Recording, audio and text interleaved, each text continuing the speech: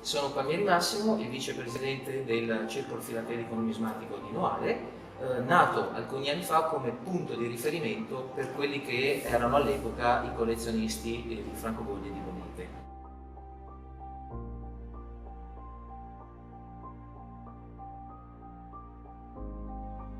Ci ritroviamo il terzo giovedì di ogni mese al centro giovanile di Noale e niente, scambiamo quelle che possono essere le cose che nel frattempo del mese scorso abbiamo trovato, le idee che avevamo per poter fare una mostra nuova, una rappresentazione e quelle che possono essere tutte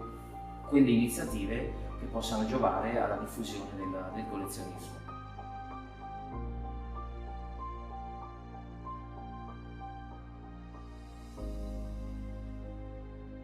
Oggi qui ripresentata c'è la mia collezione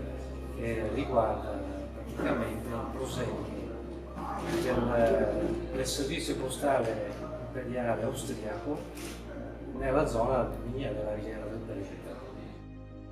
È rappresentata praticamente una serie di bolli che andavano ad annullare i francobolli italiani di Vittorio Emanuele II.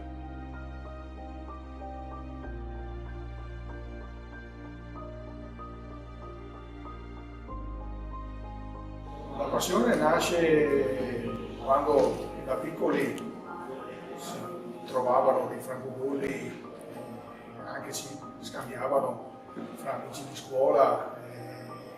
in un'epoca dove non c'erano tutte le distrazioni, tra virgolette, che ci sono adesso, che possono essere internet, YouTube, WhatsApp. Quindi una volta, quando pioveva e non andavi al campetto a giocare a calcio, le cose erano due: ti trovavi a casa di qualcuno e o ti scambiavi le figurine o ti scambiavi i francobolli.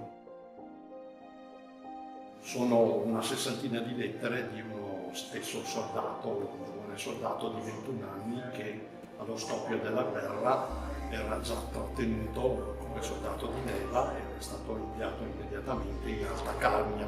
e qui abbiamo uno spaccato della sua corrispondenza con i familiari. Ai primi del 17 è stato catturato dagli austriaci ed è stato internato ed è morto in prigionia nel 18, esattamente il 27 settembre del 18. La mostra che avete appena finito di vedere viene ribadita ogni anno, anche se quest'anno è una cosa un po' particolare perché in occasione del centenario della fine della Grande Guerra. Poi ogni socio ha esposto invece per quelle che sono le proprie collezioni un estratto, giustamente per far vedere quante sono le modalità di poter collezionare, come possono essere esposte, quali sono le idee che ogni collezionista può avere per mostrare e per illustrare la propria collezione.